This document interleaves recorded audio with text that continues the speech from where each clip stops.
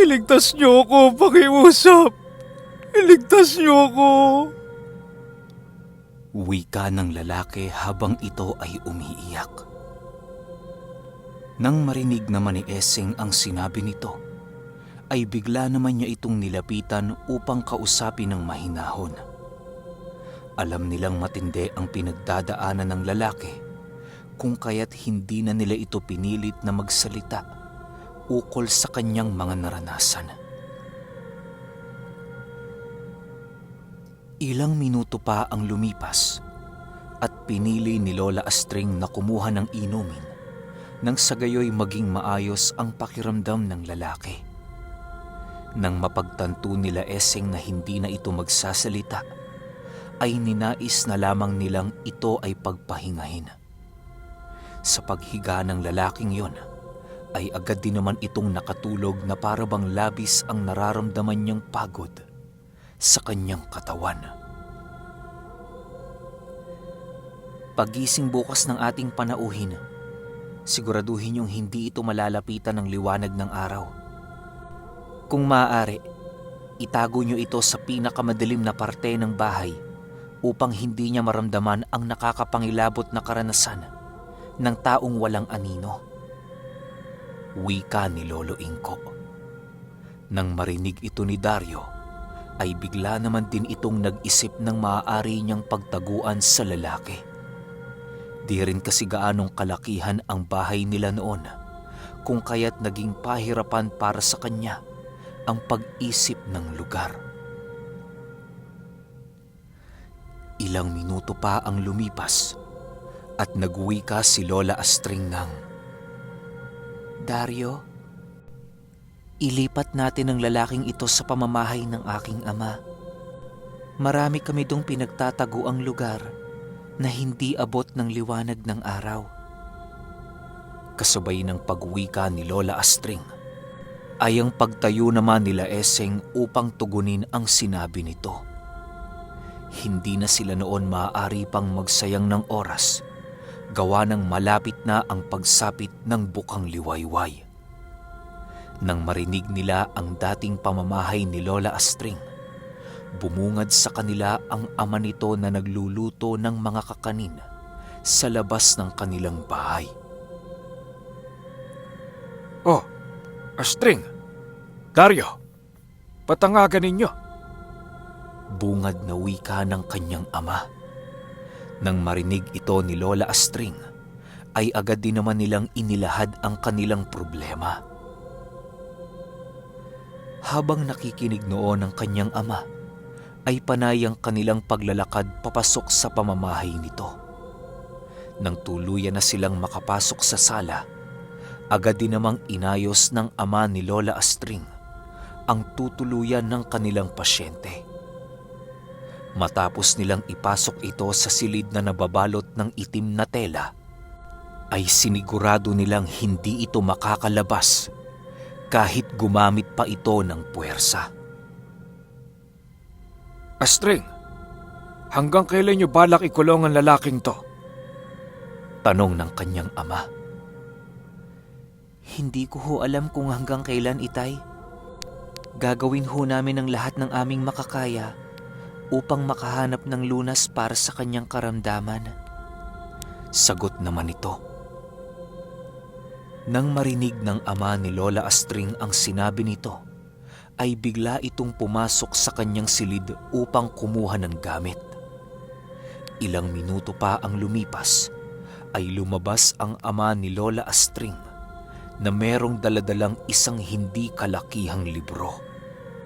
Maraming lunas sa ganitong uri ng karamdaman, subalit ang karamihan sa mga ito ay hindi gaanong epektibo.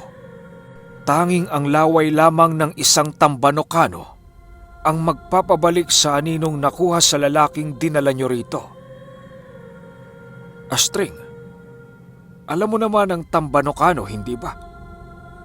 Wika ng ama ni Lola Astring. Nang marinig ito nila Eseng, ay halos naging palaisipan sa kanila ang sinabi nitong tambanokano. Wala pa silang naririnig na ganoong uri ng nilalang, kung kaya't pinili nilang tanungin ang ama ni Lola Astring. Tiyo, ano ho ba ang Tambanokano? Tanong ni Eseng. Ang Tambaconaco, iho, ay ang nilalang na gumagabay sa sapang minsang pinapangalagaan ng mga lalahon. Isa itong uri ng alimango na nakatira sa mundo ng mga engkanto. Huwag kayong magpapalinlang sa laki at anyo nito, sapagkat kaya nitong makipagsabayan sa kahit na anong uri ng nilalang. Hindi rin uubra ang mga usal at aral nyo sa isang Tambanocano, gawa ng napakakapal ng baluti nito. Sa madaling sabi, tanging sariling lakas nyo lamang at kakayahan ang maaari nyong maging sandigan sa oras na makaharap kayo ng ganyang uri ng nilalang. Paliwanag naman ng ama ni Lola Astring. Dagdag pa nito na ang isang Tambanocano ay mas mahigit na mapanganib kesa sa mga engkantong naninirahan sa madidilim na lupain ng mundo ng mga engkanto. Sa oras na madapo ka sa teritoryo nito, ay kinakailangan mong maging alisto, gawa ng hindi nasisiyahan ang Tambanocano sa mga nilalang na dayo sa kanyang lugar. Kapag naramdaman ka nitong pumasok sa kanyang teritoryo, ay agad itong gagawa ng hakbang upang ikaw ay mapaslang. Sa pamamagitan ng mahahaba nitong mga galamay, ay nakakaya nitong libutin ang napakalawak niyang teritoryo sa loob ng ilang minuto. Baliwala rin ang pagkukubli ng mga nilalang sa mga Tambanocano sa kadahilanang nagtataglay ito ng napakatalas na mga paningin. Paglalarawan ng ama ni Lola Astring sa nilalang na yon ay halos maihahalin tulad mo ito sa isang literal na alimango, subalit ito ay isang dambuhala. Meron itong matatalas na mga galamay na kayang tumagos sa isang solidong bato. Malalaki din ang mga pang-ipit nito na halos dodoblihin ang laki ng kubo nila Lola Astring. Ayon pa kay Pio Carpio, na kapag sumasapit ang kabilugan ng buwan, ay lumilitaw ang mga Tambanocano sa mundo ng mga tao. Ang liwanag kasi ng buwan ang nagsisilbing salamin sa mundo ng mga tao na siyang nagiging sanhi upang magawa ng mga nilalang na nasa mundo ng mga engkanto na makatawid. Labis-labis kasing naniniwala sila Pio Carpio na ang mundo ng mga engkanto ay kaparehas lamang ng mundo ng mga tao. Subalit ang pinagkaiba lamang ng mga ito ay ang mga nilalang na naninirahan. Yun din siguro ang naging dahilan ng mga bathala upang ihiwalay ang dalawang mundo na minsang naging isa. Matapos mailahad ng ama ni Lola Astring ang tungkol sa Tambanocano, ay doon na pagpasyahan ng kanilang pangkat na yon ang gamitin bilang lunas sa nararamdaman ng kanilang pasyente. Wala namang tumutol noon, kung kaya't naghintay na lamang silang magkaroon ng magboboluntaryo.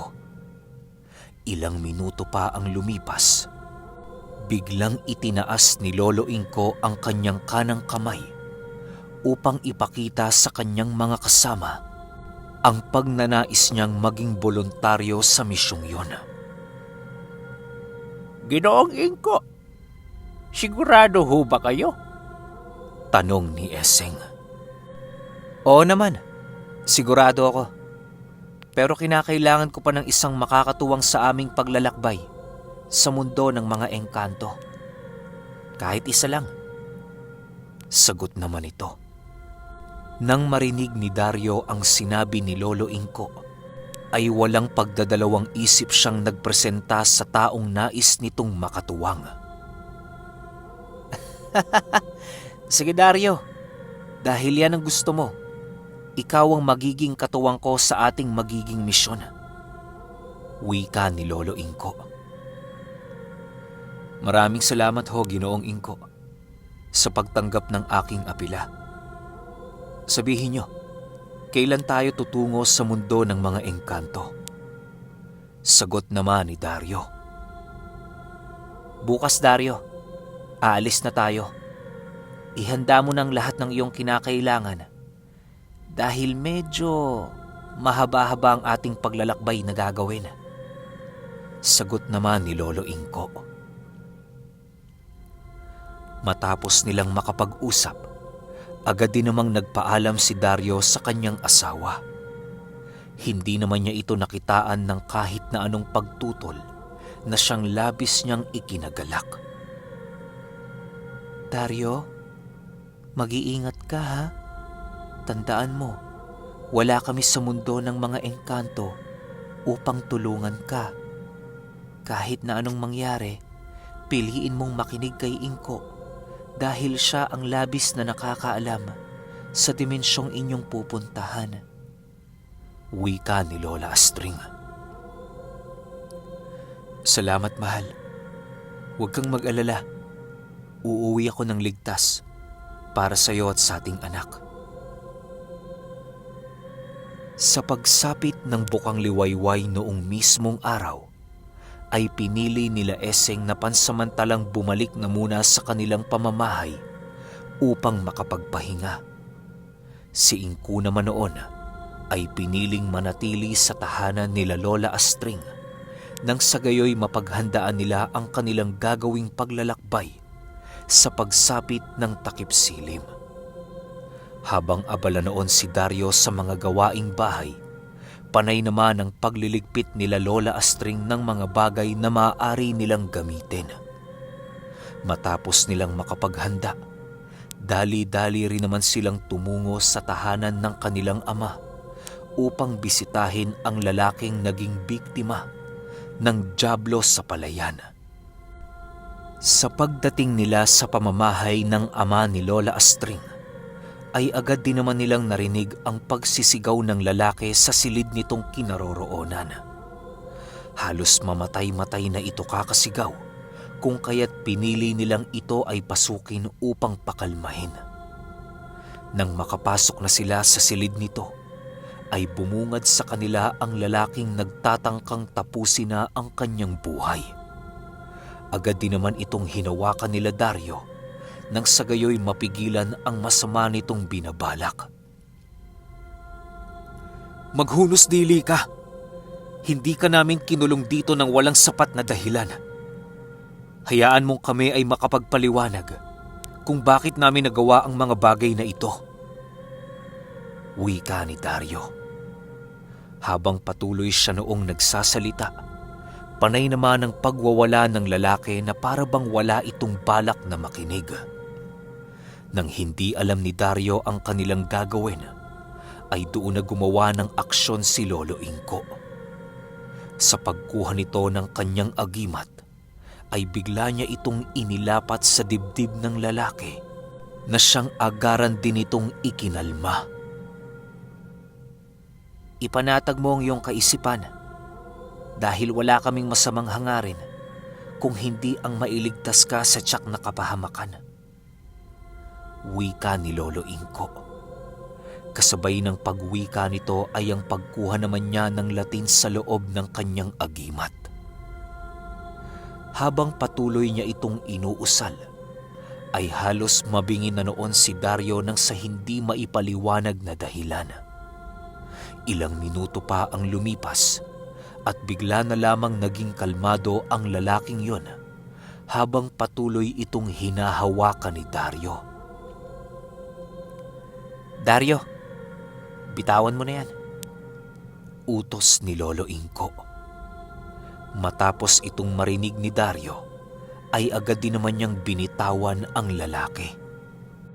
Nang makausap na nila ito ng matino, ay doon na nila inilahad ang kanilang plano at ang mga dahilan kung bakit nakakulong siya sa silid na yon. Pagpasensyahan mo na, Ginoo, kung ginawa namin sa iyo ang bagay na ito. Alam mo kasi, maaari mong ikamatay ang sinag ng araw kung tatangkain mong lumabas sa silid na ito. Alam mo naman, di ba, na hindi mo tangan-tangan ang iyong anino. At ang mga nilalang na walang anino ay kinikilalang kalaban ng diwata ng araw na si Adlaw. Kung tatangkain mong lumabas sa silid na ito, ay wala na kaming magagawa kung hindi ang pagmasdan kang tinutupok ni Adlaw. Habang wala pa kaming nakukuhang lunas, sana na may maging mahaba ang iyong pasensya sa paghihintay.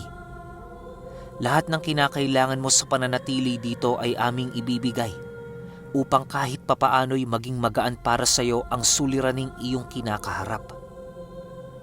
Paliwanag ni Lolo Inko. Kasabay ng pagpapaliwanag nito ay ang pagbawi naman niya ng kanyang agimat na nasa dibdib ng lalaki. Ilang minuto pa ang lumipas, pinili nilang lisanin na ang silid nito nang sa gayoy makagawa na sila ng kanilang mga plano ukol sa nalalapit na digmaan. Sa pagsapit ng hapon noong mismong araw, maigi na ang ginagawang paghahanda nila Dario. Sila Lola Astring naman noon ay naghahanap ng mga kaanib ng samahan na maaaring magmanman sa palayan.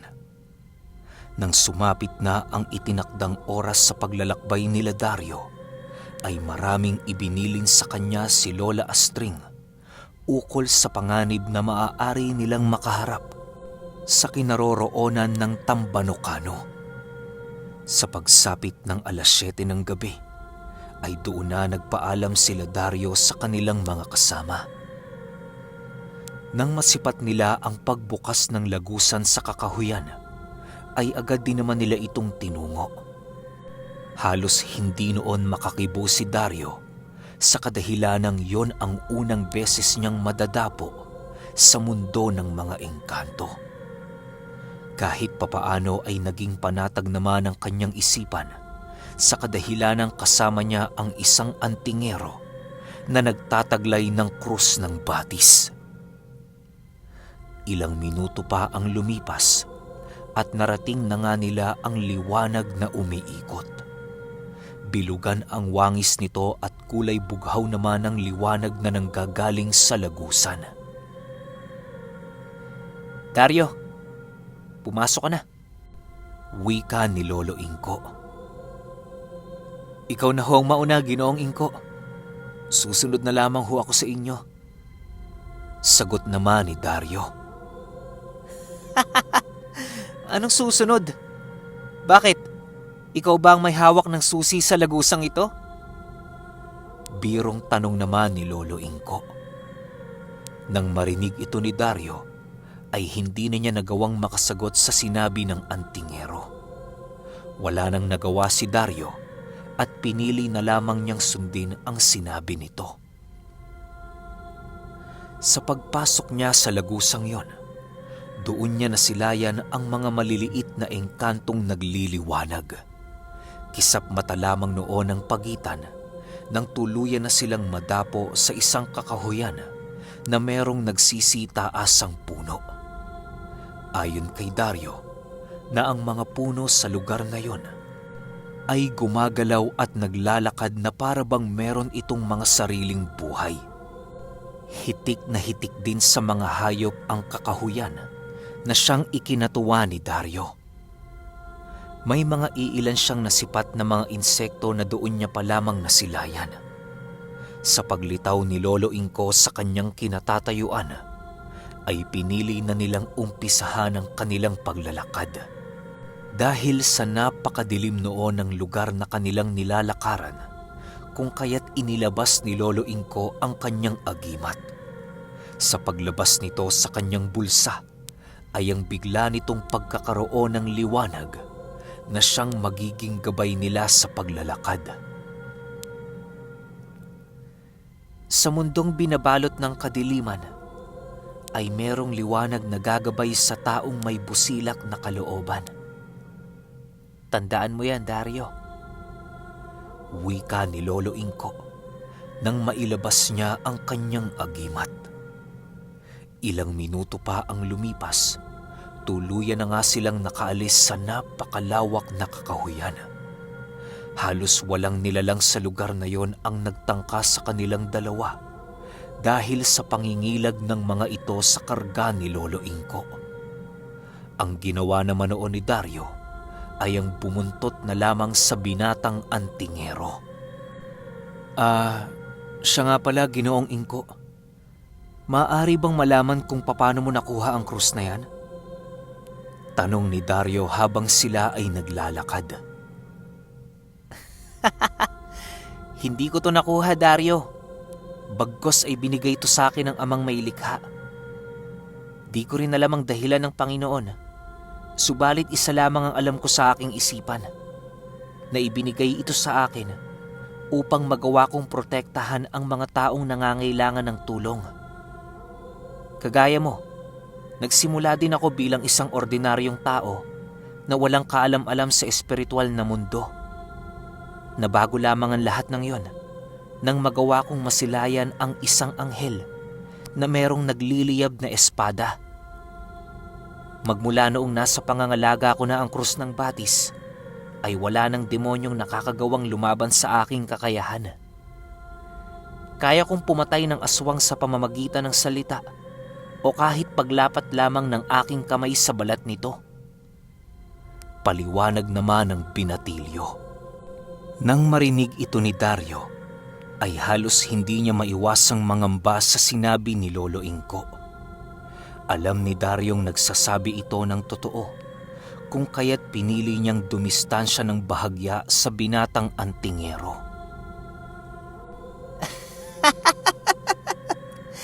Huwag kang mag-alala, Dario. Hindi ko binabalak na gamitin ang aral ko sa mga taong malapit sa akin. Kahit ikaw ay isang aswang, alam kong kinalulugdan ka ng Panginoon. Sapat na ang basbas na ito sa'yo upang mailigtas ka sa krus ng batis. Wika ni Lolo Inko. Matapos nitong sabihin ng binatang antingero, ay halos hindi mapigilang mapangiti noon ni Dario. Ilang minuto pa ang lumipas, pinili nilang magpahinga na muna pansamantala nang sa gayoy ay magkaroon sila ng lakas sa paghahanap ng tambanokano. Kinaumagahan, habang sila ay naglalakad, halos hindi maiwasang mamangha ni Dario sa mga nilalang na nasa paligid. Ayon sa kanya, na ang mundo ng mga engkanto ay merong magagandang tanawin na karamihan sa mga tao ay inaasam itong masilayan. Doon ka lamang makakakita ng talon na paitaas ang pagbagsak ng tubig. Marami ding nasisilayan noon si Daryong mga ginto at mamahaling bato na isang ordinaryong bagay lamang sa mundo ng mga engkanto. Okay, sunod kagad natin yung 38. Salamat.